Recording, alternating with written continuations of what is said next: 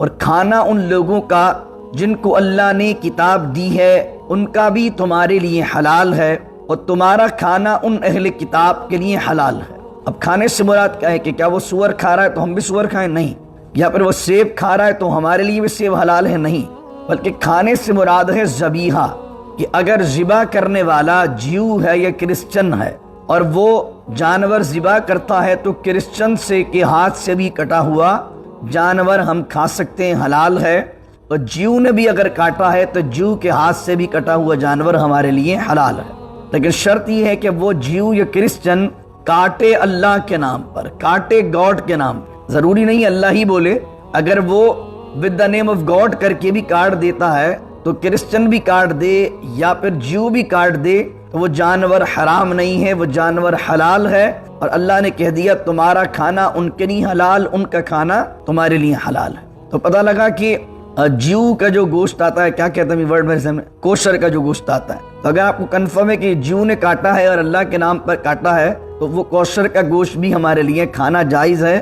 لیکن امری واحلل عقدۃ من لسانی یفقہوا قولی، اللہم صلی علی سیدنا و مولانا محمد معدن الجود والکرم وآلہ وصحبہ وبارک وسلم۔ اليوم احل لکم الطیبات، صدق اللہ مولانا العظیم۔ آیت نمبر سورہ مائدہ کی 5 ہے اور 5واں ہی رکوع ہے 6 سپارے کا۔ اللہ فرماتا ہے الیوم، اور آج کے دن، احل لکم الطیبات، حلال کر دی گئیں تمہارے لیے تمام پاک چیزیں۔ بنی اسرائیل میں کچھ چیزیں بنی اسرائیل کے علماء نے اپنی طرف سے حرام ٹھہرا لی تھیں، کچھ سختیاں ان کے اعمال کی وجہ سے کر دی گئی تھیں، کچھ چیزیں جیسے 4 پارے میں آیا تھا کہ اونٹ کے گوشت کو حضرت یعقوب علیہ السلام نے خود سے اپنے اوپر جو ہے وہ اس کا چھوڑ دیا تھا، تو وہ تمام چیزیں اللہ کہہ رہا ہے الیوم احل لکم الطیبات، آج کے دن تمام چیزیں تم پر حلال کر دی گئیں۔ لیکن وہ کون سی چیزیں ہیں؟ طیبات، پاک چیزیں حلال ہوئی ہیں۔ اسلام خبیث چیزوں سے، جن سے گن آتی ہے، جن سے ظاہری طور پر یا انٹرنلی اگر کوئی خباثت یا شر پیدا ہوتا ہے، اسلام اس کو کھانے سے بھی منع کرتا ہے۔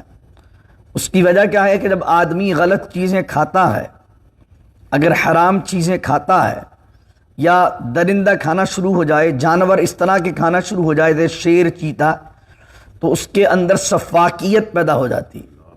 یہاں تک کہ فقہاء نے لکھا کہ بکری کی کھال پر اگر آدمی بیٹھے گا تو طبیعت میں نرمی پیدا ہوتی ہے، اور آدمی شیر اور چیتے کی کھال پر بیٹھے گا تو تکبر پیدا ہوتا ہے، کبر پیدا ہوتا ہے۔ تو اس لیے کھانے پینے کے اندر بھی اللہ نے یہ احتیاط اس لیے بیان کی ہے کہ کھانا پینا بھی انسان کی طبیعت پر بہت اثر کرتا ہے۔ اسی لیے نبی کریم علیہ السلام کا فرمان ہے جو ایک لقمہ حرام کھاتا ہے 40 دن تک اس کی دعا قبول نہیں ہوتی۔ تو پتہ چلا کہ نماز پڑھنا ایک الگ عبادت ہے، لیکن حلال اور پاکیزہ چیز کھانا بھی ایک بڑی عبادت ہے۔ اگر آپ اچھا کھائیں گے، اپنی اولاد کو اچھا کھلائیں گے، تو اس سے کیا ہوگا کہ آپ کو عبادت کی لذت محسوس ہوگی۔ تو اس لیے جس ریسٹورنٹ پر آپ جا رہے ہیں دیکھ لیں کہاں جا رہے ہیں، کسی مسلمان کے علاوہ کے ریسٹورنٹ پر آپ جا رہے ہیں، وہ کہہ رہا حلال ہے، تو اس کے قول کا تو کوئی اعتبار ہی نہیں ہے۔ ہاں، جس طرح کل میں نے عرض کیا تھا کہ مسلمان کہے حلال ہے تو حلال جاننا، لیکن ایک ہندو ہے یا کوئی اور مذہب کا آدمی ہے وہ کہہ رہا ہے کہ حلال ہے، اور وہ صرف اپنے کسٹمر بڑھانا چاہتا ہے، تو اس کی قول کے کیا اعتبار؟ تو اس لیے کھانے پینے میں بڑی احتیاط کیا کریں، کوشش کیا کریں کہ جہاں دل مطمئن ہو وہیں کھائیں، تاکہ وہ روحانیت آپ کی موجود رہے، جس کے بارے میں اللہ نے کہا احل لکم الطیبات، پاک چیزیں تم پر اللہ نے حلال کی ہیں۔ فرمایا وطعام الذین اوتوا الکتاب حل لکم وطعامکم حل لہم، اور کھانا ان لوگوں کا جن کو اللہ نے کتاب دی ہے ان کا بھی تمہارے لیے حلال ہے، اور تمہارا کھانا ان اہل کتاب کے لیے حلال ہے۔ اب کھانے سے مراد کیا ہے کہ کیا وہ سور کھا رہا ہے تو ہم بھی سور کھائیں؟ نہیں، یا پھر وہ سیب کھا رہا ہے تو ہمارے لیے بھی سیب حلال ہے، نہیں، بلکہ کھانے سے مراد ہے ذبیحہ۔ یہاں اس آیت میں سورہ مائدہ کی آیت نمبر 5 میں بیان کیا گیا کہ اگر ذبح کرنے والا جیو ہے یا کرسچن ہے اور وہ جانور ذبح کرتا ہے تو کرسچن سے کے ہاتھ سے بھی کٹا ہوا جانور ہم کھا سکتے ہیں، حلال ہے، اور جیو نے بھی اگر کاٹا ہے تو جیو کے ہاتھ سے بھی کٹا ہوا جانور ہمارے لیے حلال ہے۔ لیکن شرط یہ ہے کہ وہ جیو یا کرسچن کاٹے اللہ کے نام پر، کاٹے گاڈ کے نام پہ، ضروری نہیں اللہ ہی بولے، اگر وہ with the name of God کر کے بھی کاٹ دیتا ہے تو کرسچن بھی کاٹ دے یا پھر جیو بھی کاٹ دے تو وہ جانور حرام نہیں ہے، وہ جانور حلال ہے، اور اللہ نے کہہ دیا تمہارا کھانا ان کے لیے حلال، ان کا کھانا تمہارے لیے حلال ہے۔ تو پتہ لگا کہ جیو کا جو گوشت آتا ہے، کیا کہتے ہیں ورڈ میرے سامنے، کوشر کا جو گوشت آتا ہے، تو اگر آپ کو کنفرم ہے کہ جیو نے کاٹا ہے اور اللہ کے نام پر کاٹا ہے تو وہ کوشر کا گوشت بھی ہمارے لیے کھانا جائز ہے۔ لیکن امریکہ کے اندر آپ جانتے ہیں کہ بہت سے لوگ صرف مردم شماری کی حد تک کرسچنز ہیں لیکن اوریجنل کرسچن نہیں ہیں۔ کتنے ہی لوگ ہیں کہ نام کے کرسچن ہیں لیکن خدا کو نہیں مانتے، شریعت کو نہیں مانتے، عیسیٰ علیہ السلام کو نہیں مانتے، اور آپ ان کو دیکھیں گے بات بات میں گاڈ کو گالیاں دے رہے ہوتے ہیں، استغفر اللہ العظیم۔ تو ایسے لوگ پھر کرسچن نہیں ہیں۔ آپ کو کرسچن کون سا چاہیے؟ جو واقعی کرسچن ہو۔ آپ کو جیو کون سا چاہیے؟ جو واقعی جیو ہو، ایتھسٹ نہ ہو کہ کہے تو صحیح میری فیملی جیوز ہے لیکن مجھے خدا سمجھ میں نہیں آتا، کرسچن ہو۔ اب اگرچہ جیو ہو اور حضرت عزیر کو خدا کا بیٹا مانے، کرسچن ہو حضرت عیسیٰ علیہ السلام کو خدا کا بیٹا بھی مانے، لیکن ذبح عیسیٰ علیہ السلام کے نام پر نہ کرے، یعنی اگر جیزس کے نام پر ذبح کر رہا ہے تو حرام۔ اگر کوئی یہودی اللہ کے علاوہ کسی کے نام پر ذبح کر رہا ہے تو حرام۔ ہاں اگر یہودی اور عیسائی اللہ کے نام پر ذبح کر رہے ہیں، گاڈ کے نام پر ذبح کر رہے ہیں، تو سورہ مائدہ کی یہ 5ویں آیت بیان کر رہی ہے کہ ان کا ذبیحہ بھی کھانا ہمارے لیے حلال ہوگا۔ تو پتہ لگا اگر کوشر کے متعلق آپ سے کوئی گفتگو کرتا ہے تو آپ اس سے کہیں بھائی قرآن نے اس کو حلال کہا ہے، کوئی مولانا صاحب نے حلال نہیں کہا، بلکہ یہ سورہ مائدہ کی 5ویں آیت آپ کو اہل کتاب کے ذبیحے کو بھی حلال بتا رہی۔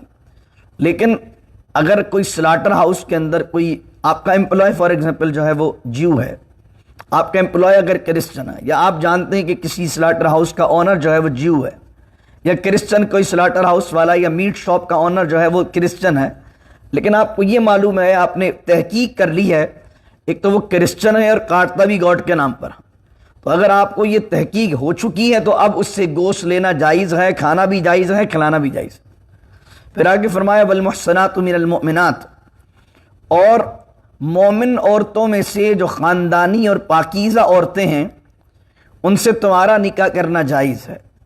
محصنات یہ 5ویں سپارے کا پہلا لفظ ہے نا، والمحصنات من النساء۔ میں نے آپ کو بتایا تھا محصنات نکلا ہے حسن سے، حسن کا معنی ہوتا ہے قلعہ، یعنی جو عورت نکاح کے قلعے میں محفوظ ہوتی ہے وہ خاندانی عورت ہوتی ہے۔ کمٹمنٹ اگر کسی سے کر رہی ہے تو اس کا مقصد ہے وہ وفادار عورت ہے، 4 جگہ اس کے افیئر ہے تو وفادار نہیں ہے، وہ کسی کی باؤنڈنگ میں نہیں ہے۔ تو اللہ کہہ رہا ہے کہ پاکیزہ اور خاندانی عورتیں جو مومنوں میں سے ہوں ان عورتوں سے نکاح کرنا تمہارے لیے حلال ہے۔ والمحصنات من الذین اوتوا الکتاب، اور وہ خاندانی عورتیں جو اہل کتاب میں سے ہوں، جو تم سے پہلے جن لوگوں کو کتاب دی گئی ہے ان کی عورتوں سے بھی نکاح کرنا جائز ہے۔ یعنی اہل کتاب سی عورتیں چاہے جیو ہوں یا کرسچن ہوں، مسلمان مرد ان سے نکاح کر سکتا ہے۔ لیکن یہاں دیکھیں جب کھانے کی بات آئی تو اللہ نے کہا ان کا کھانا تمہارے لیے حلال، تمہارا کھانا ان کے لیے حلال۔ لیکن جب نکاح کی بات آئی تو اللہ نے یہ نہیں کہا کہ ان کی عورتیں تمہارے لیے حلال، تمہاری عورتیں ان کے لیے حلال، نہیں، یہاں یہ تو کہا کہ تم تو کر سکتے ہو کرسچن اور جیو سے شادی، لیکن تمہاری مسلمان عورت کے بارے میں حکم نہیں ہے کہ وہ شادی کر لے کسی جیو اور کرسچن سے۔ تو اس لیے اگر کوئی مسلمان عورت شادی کرتی ہے کسی کرسچن اور جیو سے، کہتی ہے اہل کتاب سے شادی کرنا جائز ہے، تو یہ درست نہیں ہے۔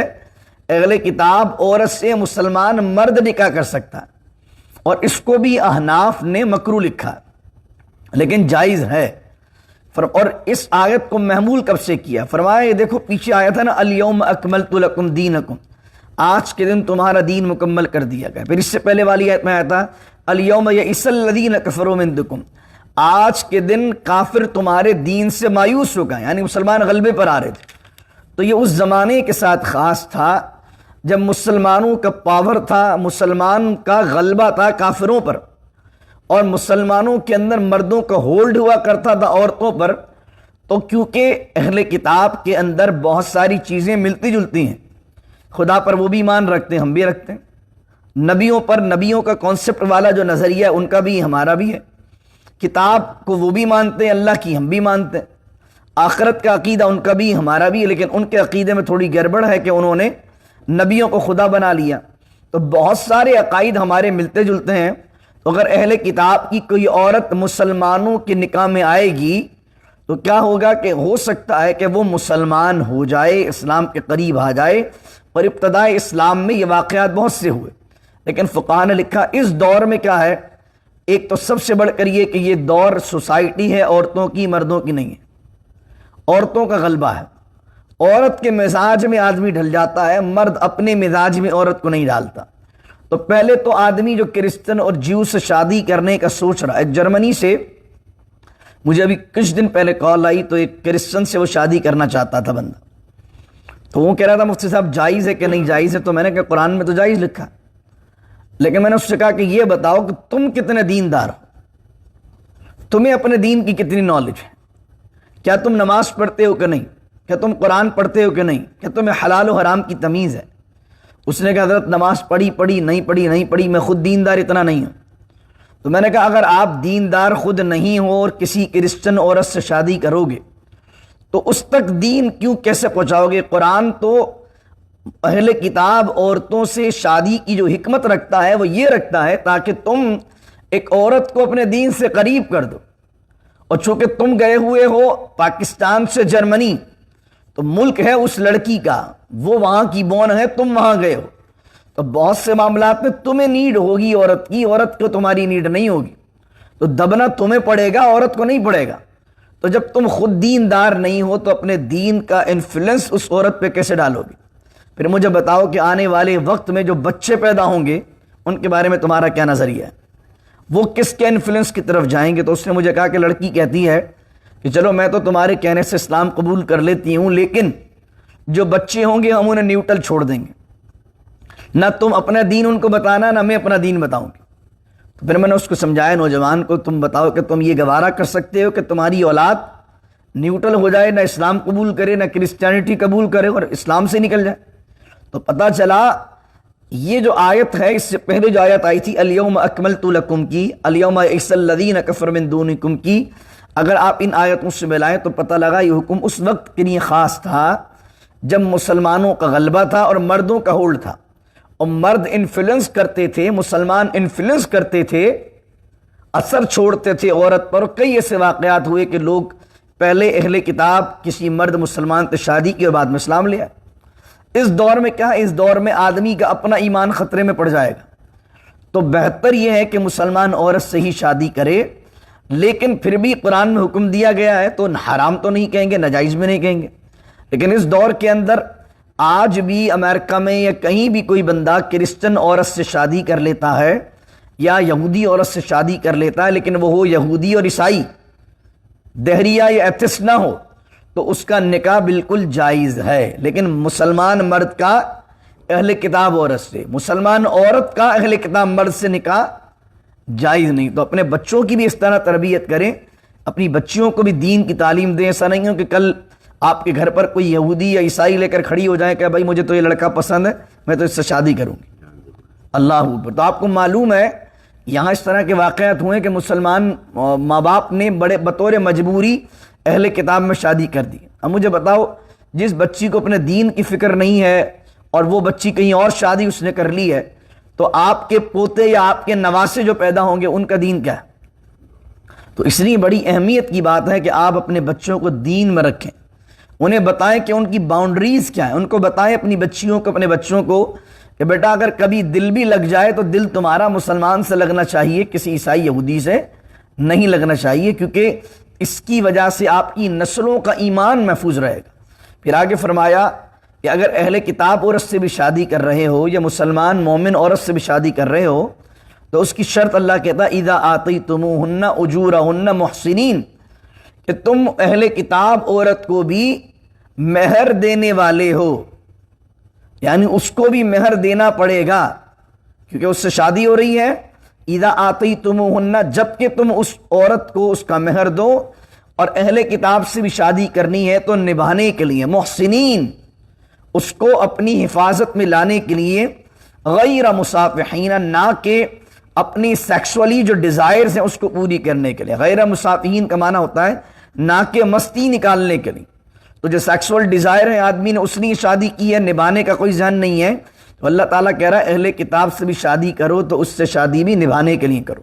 یہ جو ہمارے یہاں لوگ جو ہے وہ پتوں کے لیے کسی کرسچن یا یہودی سے شادی کر لیتے ہیں، اور جب اپنے معاملات ان کے کلیئر ہو جاتے ہیں تو پہلے اس کو جو ہے وہ بڑی میٹھی میٹھی باتیں کرتے ہیں اور اس کے بعد اس کو چھوڑ دیتے ہیں۔ پہلے اسلام قبول کروا دیتے ہیں، جب اپنا کام نکل جاتا ہے، گرین کارڈ ہو گیا، پاسپورٹ بن گیا، 4-5 سال وہ بیچاری مسلمان رہی، اور جیسے ہی پاسپورٹ بنا اس کو چھوڑ دیا، پھر وہ دوبارہ کافر ہو جاتی ہے، عیسائی ہو جاتی ہے، اور پھر وہ کیونکہ اس سے ایک مسلمان مرد نے چوٹ کی ہوتی ہے، جھوٹ بولا ہوتا ہے، تو اب وہ اسلام سے بدزن ہو جاتی ہے۔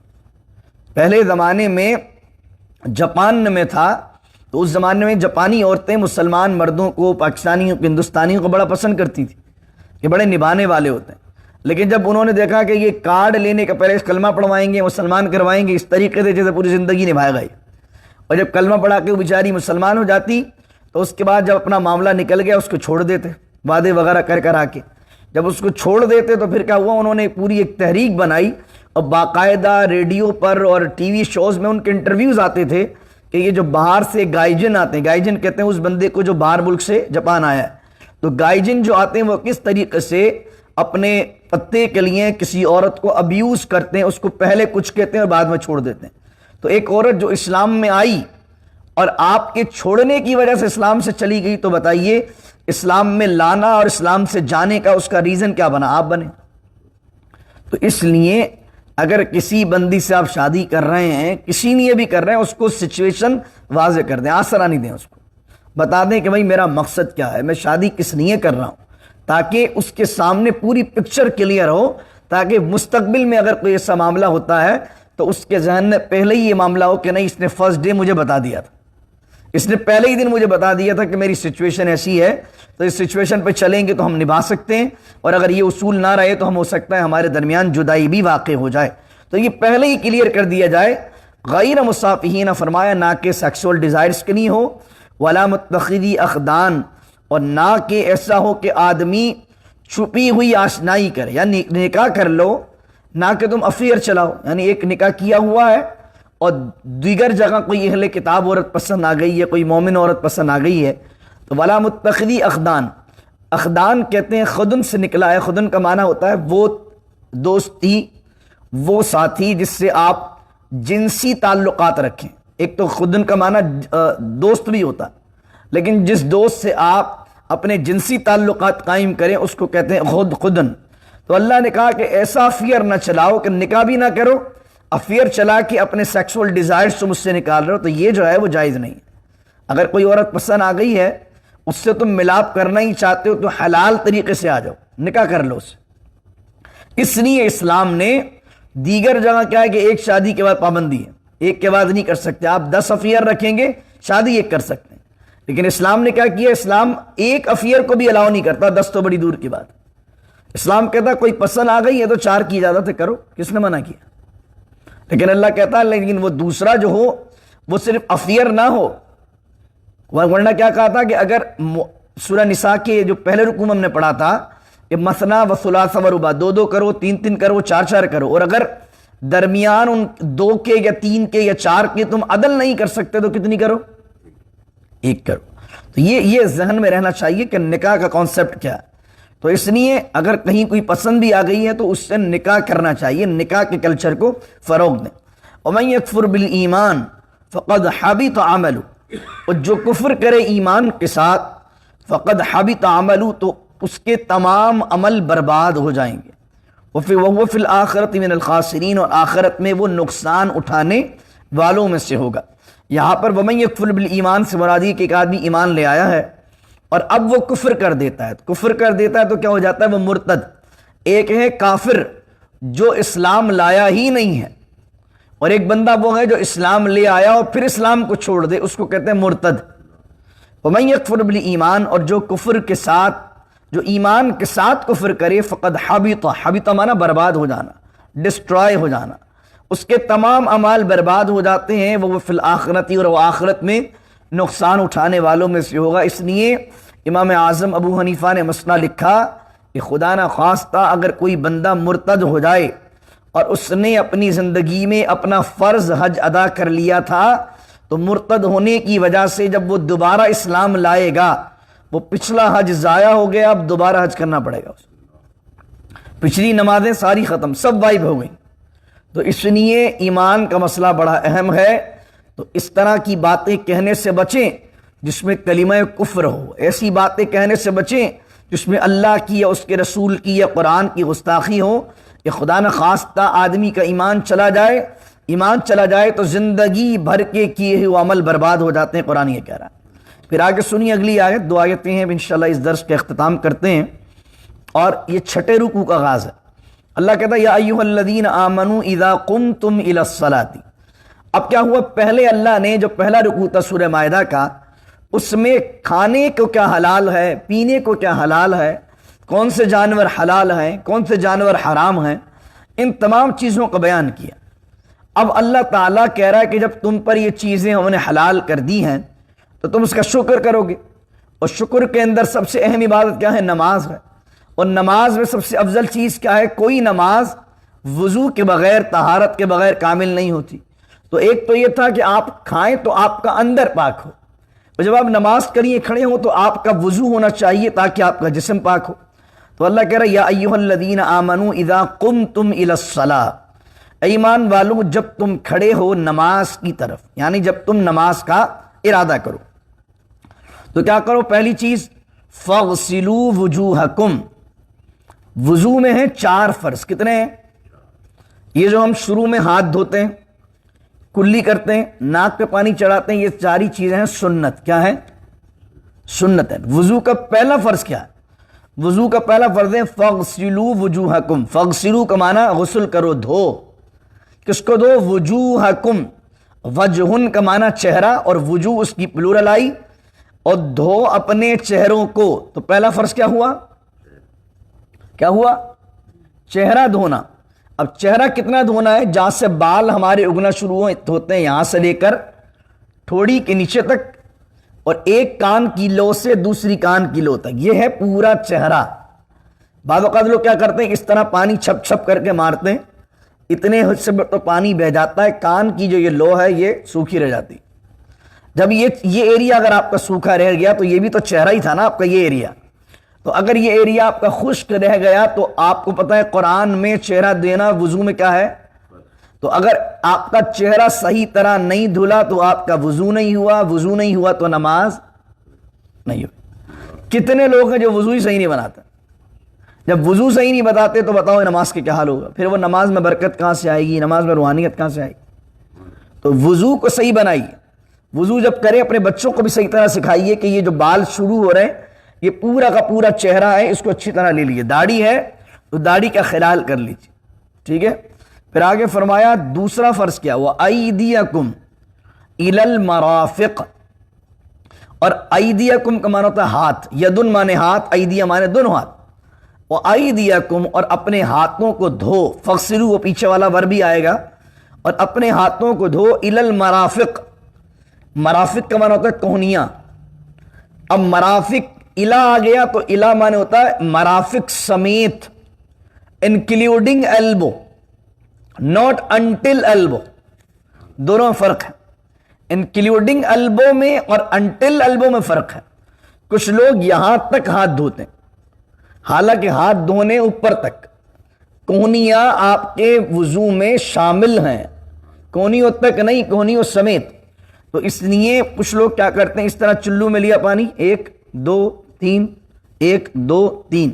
اب مجھے بتائیے کہ جو چلو پانی آیا، کہیں تو پانی جائے گا، کہیں پانی نہیں بھی جائے گا۔ اور کونیوں تو سمیت دھونا تھا آپ کو. اگر آپ نے یہاں ہاتھ نہیں لگایا اور یہاں آپ کا کوئی ایریا خشک رہ گیا اس پورے ہاتھ میں کونیوں سے پہلے تک, تو قرآن نے دوسرا فرض بیان کیا ہے کونیوں سمیت ہاتھ دھونا. اور اگر اس ہاتھ میں سے تھوڑا سا حصہ بھی خشک رہ گیا تو کونیوں سمیت ہاتھ نہیں دھلا. جب ہاتھ نہیں دھلا تو قرآن کے مطابق فرض ادا نہیں ہوا. جب فرض ادا نہیں ہوا, وضو نہیں ہوا تو نماز کہاں؟ پسند آ رہی؟ تو وضو بہت اہم چیز ہے. ہمیں وضو نہیں آتا, ہم وضو صحیح نہیں کرتے, جلدی میں کرتے ہیں, الٹا سیدھا وضو کرتے ہیں. کبھی کسی کو دکھایا نہیں کہ یار میں وضو صحیح کر رہا ہوں کہ نہیں کر رہا ہوں.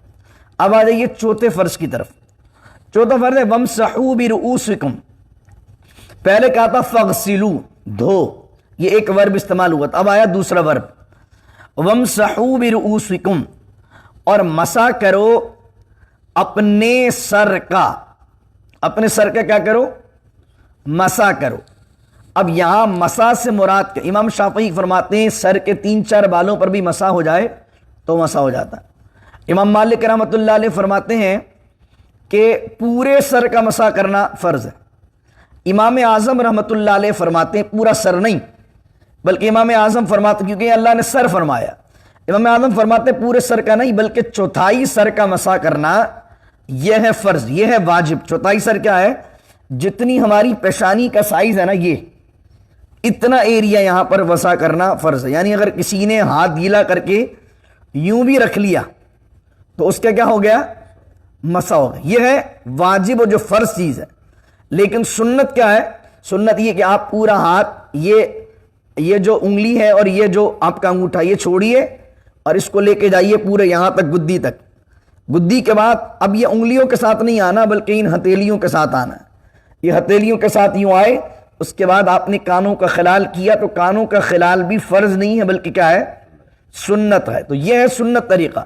لیکن اگر پانی کم ہے, کسی آدمی نے صرف ہاتھ گیلا تھا, یوں کر کے آدمی نے کر لیا اور یوں ہٹا دیا تو اس کا امام اعظم کے نزدیک مسح ہو گیا.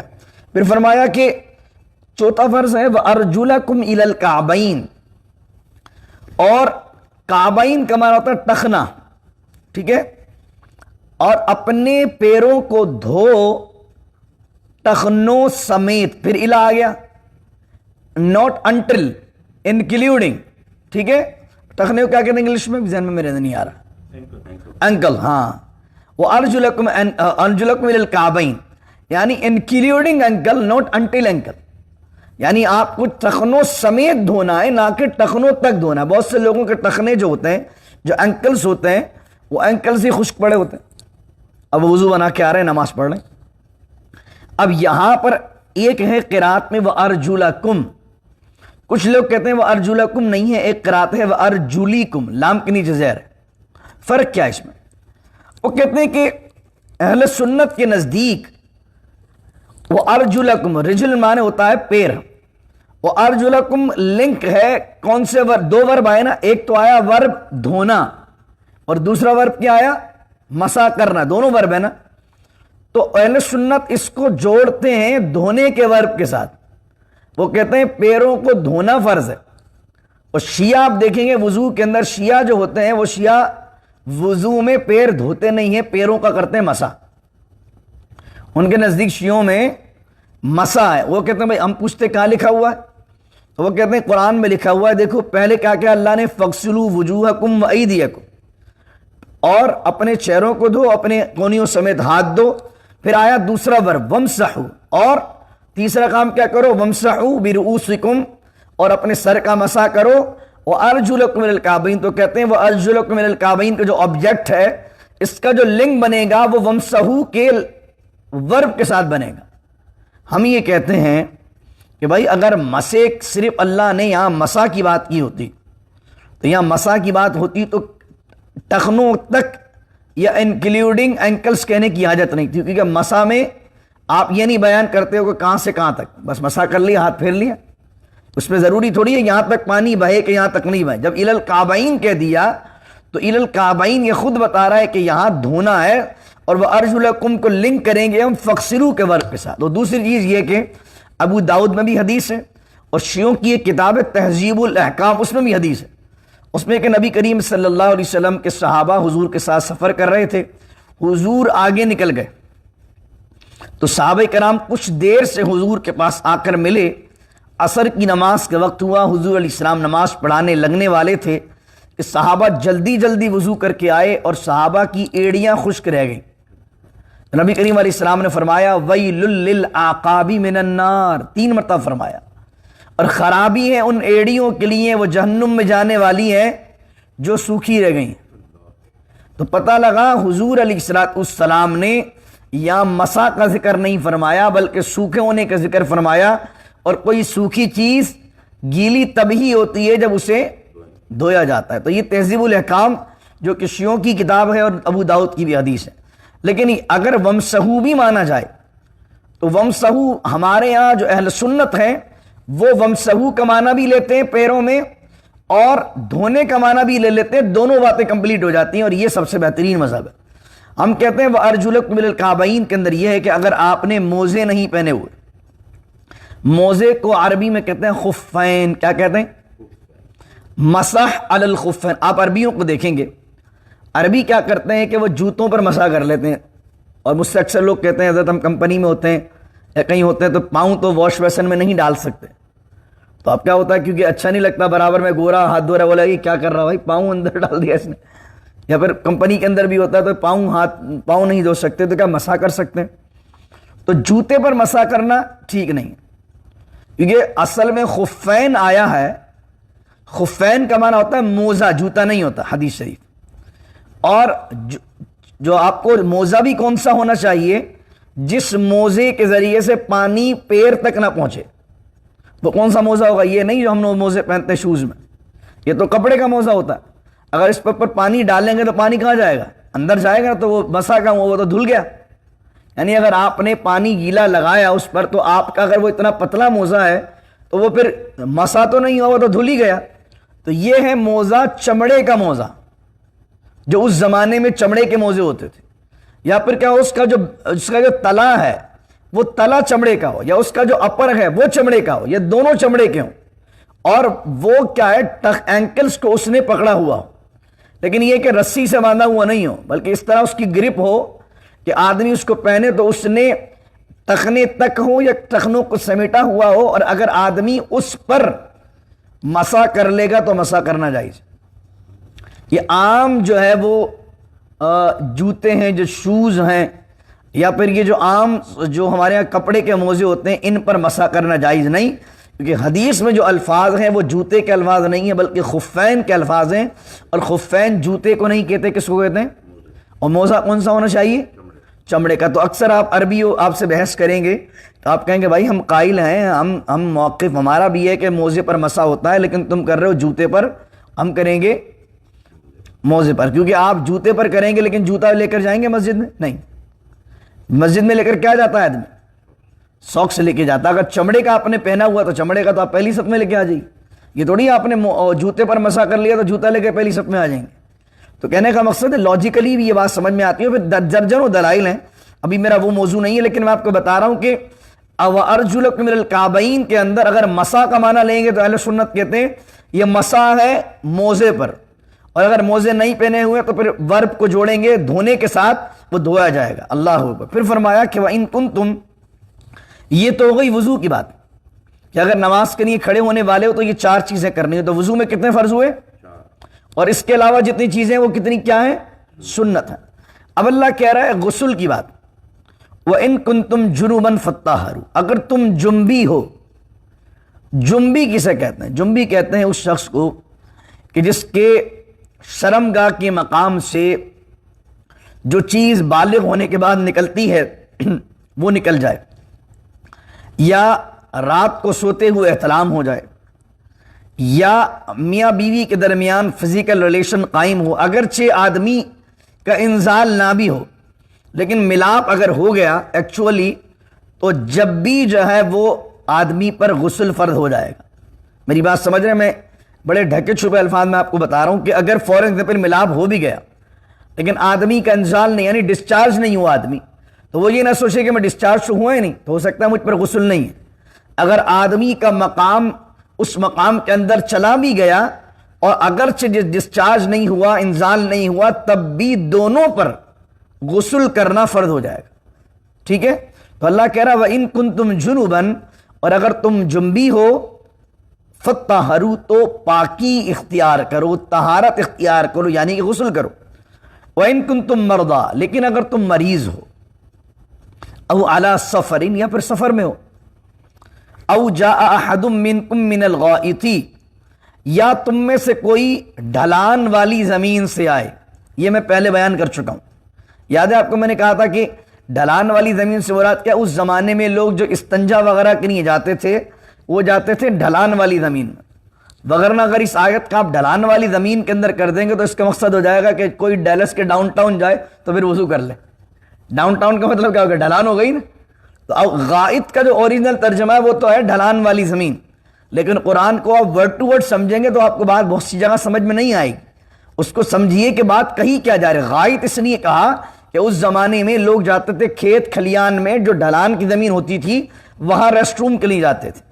تو اللہ کہہ رہا ہے کہ اگر تم میں سے کوئی مریض ہو یا سفر میں ہو، او جاء احد منکم من الغائط، یا وہ ڈھلان والی زمین سے یعنی ریسٹ روم سے فارغ ہو کے آئے، او لامستم النساء، یا اس نے عورتوں کو چھوا ہو، یہ اگر یہ معاملات اس کے ساتھ ہیں، فلم تجدوا ماء، اور اگر وہ پانی نہ پائے، یہ ساری چیزیں اس کے ساتھ ہو گئی، مریض ہے، سفر میں ہے، اور ریسٹ روم سے آیا ہے، یا عورت کو چھوا ہے، اور اب اس کے پاس پانی نہیں ہے، تو کیا کرے گا؟ یہ پہلے سورہ نساء میں ڈیٹیل سے بیان کر چکا ہوں، دوبارہ آیت آ رہی ہے، فَتَيَمَّمُوا صَعِيدًا طَيِّبًا، تو پاک مٹی سے تیمم کرے، پاک مٹی سے۔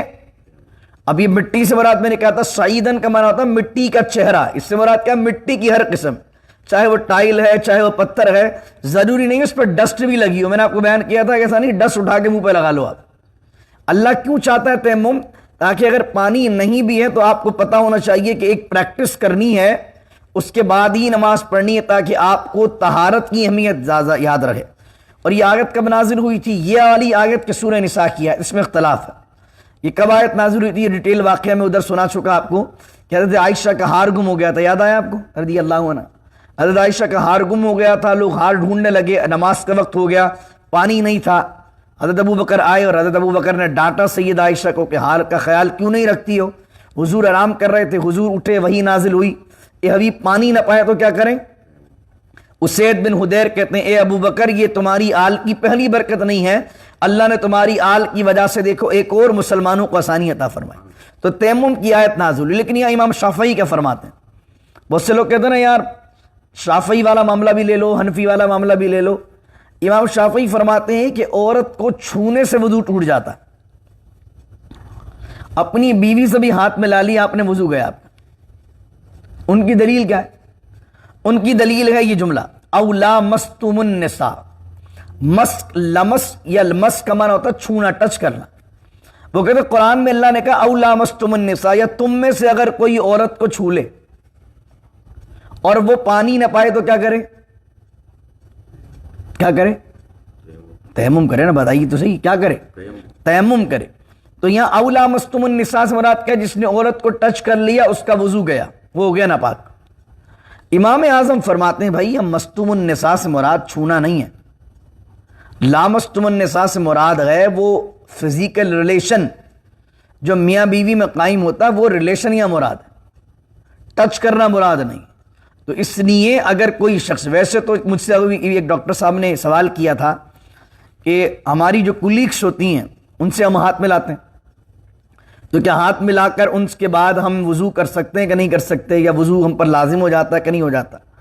تو میں نے ان کو یہ مسئلہ بتایا، پہلی چیز تو بھائی غیر محرم سے وضو کا معاملہ الگ ہی ہٹا دیجئے، غیر محرم سے تو ہاتھ ملانا ہی ٹھیک نہیں، ٹھیک ہے؟ تو غیر محرم سے تو آپ ہاتھ ملا ہی نہیں سکتے۔ اگر آپ نے محرم سے بھی ہاتھ ملایا تو امام شافعی کے نزدیک آپ کا وضو گیا، اور امام اعظم کے نزدیک آپ کا وضو نہیں جائے گا، کیونکہ یہاں مستم النساء سے مراد وہ خاص فزیکل ریلیشن ہے، نہ کہ ٹچ کرنا ہے۔ تو ہم حنفی ہیں، ہم امام اعظم کو فالو کرتے ہیں، اور مستم النساء سے مراد کیا لیتے ہیں؟ فزیکل والے ریلیشن کو۔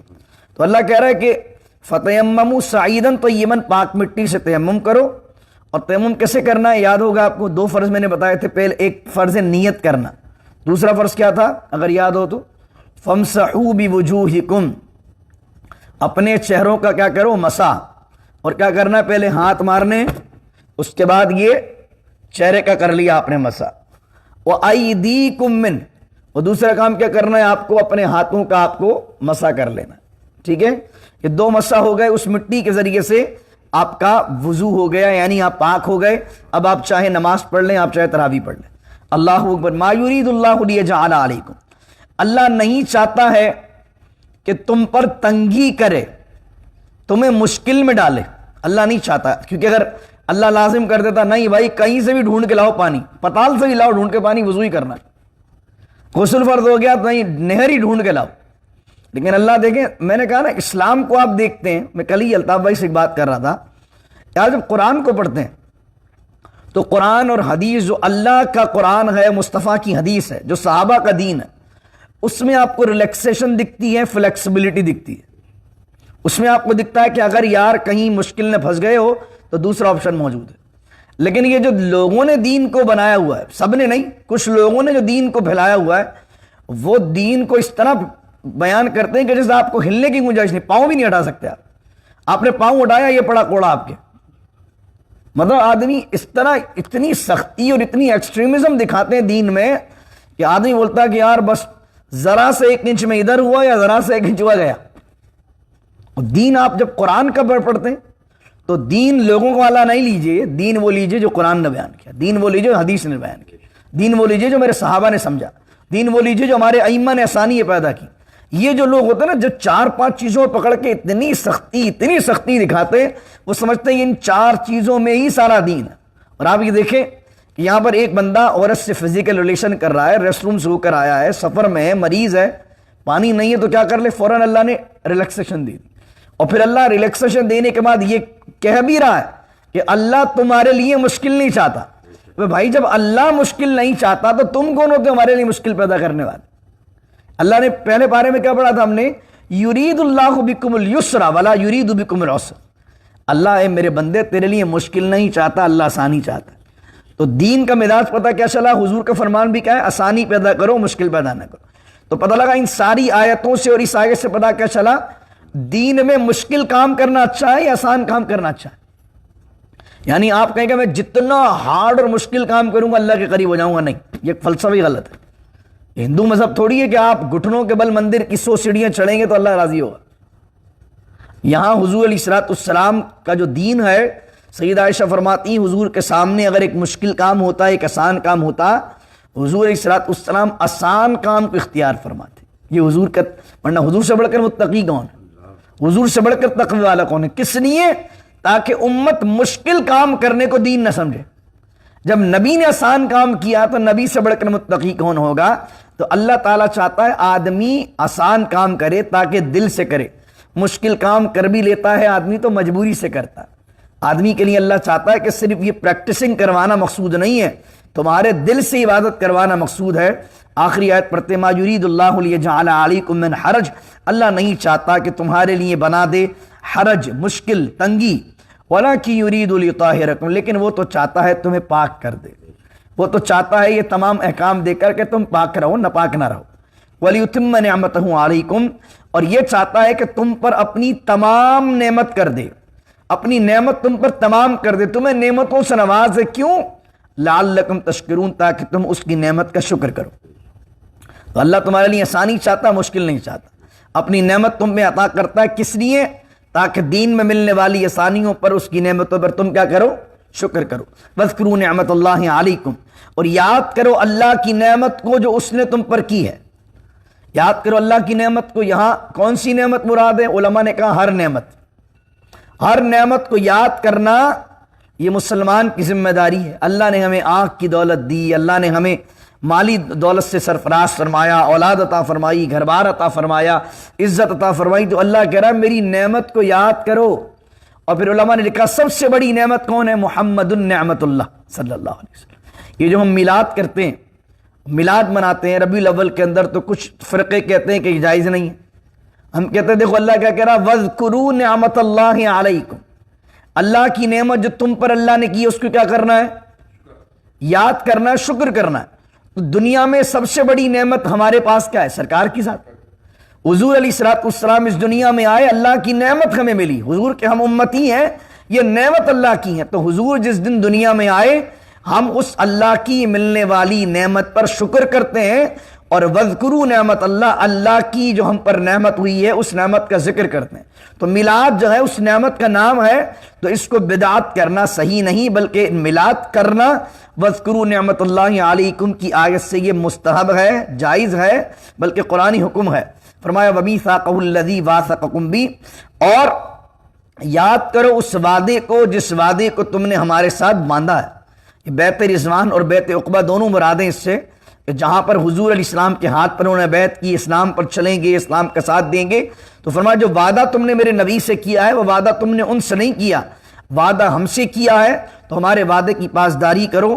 اذ قلتم، جب تم نے ہمارے نبی کے سامنے کہا تھا سمعنا، ہم نے سنا، واطعنا، اور ہم نے مانا، واتقوا اللہ، اور ڈرو اللہ سے، ان اللہ علیم بذات الصدور، کہ بے شک اللہ تعالیٰ دلوں کے حال کو جاننے والا ہے، کہ کون میرے نبی کے ہاتھ میں ہاتھ دے کر بیعت دل سے کر رہا ہے اور کون اوپر سے بیعت کر رہا ہے۔ تو جو وعدہ کیا ہے وعدے کو نبھاؤ۔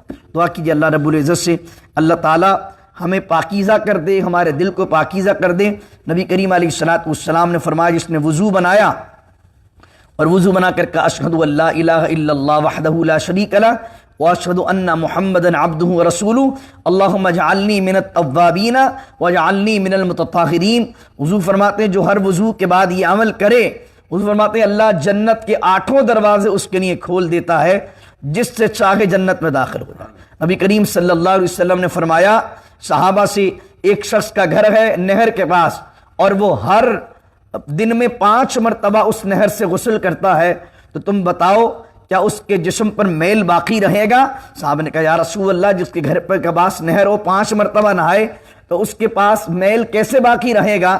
حضور نے فرمایا یہی مثال وضو کی ہے، یہی مثال نماز کی ہے، کہ جو وضو کے لیے 5 مرتبہ، جو نماز کے لیے 5 مرتبہ وضو کرتا ہے اس کے گناہوں کے میل کو بھی اللہ تعالیٰ زائل کر دیتا ہے۔ حضور نے فرمایا جو اعضائے وضو ہیں جو کامل طریقے سے انہیں دھوتا ہے، کل قیامت کے دن یہ اعضائے وضو چمک رہے ہوں گے محشر کے دن۔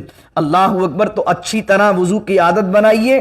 اس کے علاوہ نبی کریم صلی اللہ علیہ وسلم کے دیگر فرامین بھی وضو کے متعلق ملتے ہیں، تو وضو بڑی اہم چیز ہے، طہارت بڑی اہم چیز ہے۔ ایک وضو سے 5 نمازیں بھی اگر کوئی پڑھنا چاہے پڑھ سکتا ہے۔ فتح مکہ کے دن حضور علیہ السلام نے ایک وضو سے 5 نمازیں پڑھی، خیبر کے دن بھی حضور نے ایک وضو سے کئی نمازیں پڑھی، لیکن افضل کیا ہے؟ افضل یہ کہ اگر آپ کا وضو ہے بھی تو 5 نمازوں کے لیے 5 وضو بنائیے، جتنی مرتبہ وضو بنائیں گے یہ افضل والا۔ بسم اللہ الرحمن الرحیم، الحمدللہ رب العالمین والصلاة والسلام علی اشرف الانبیاء والمرسلین، ربنا ظلمنا انفسنا وَإِن لَّمْ تَغْفِرْ لَنَا وَتَرْحَمْنَا لَنَكُونَنَّ مِنَ الْخَاسِرِينَ وصلی اللہ تعالی علی خیر خلقی ونور عرشی محمد وعلی آلہ وصحبہ اجمعین برحمتک یا ارحم الراحمین، لا الہ الا اللہ محمد۔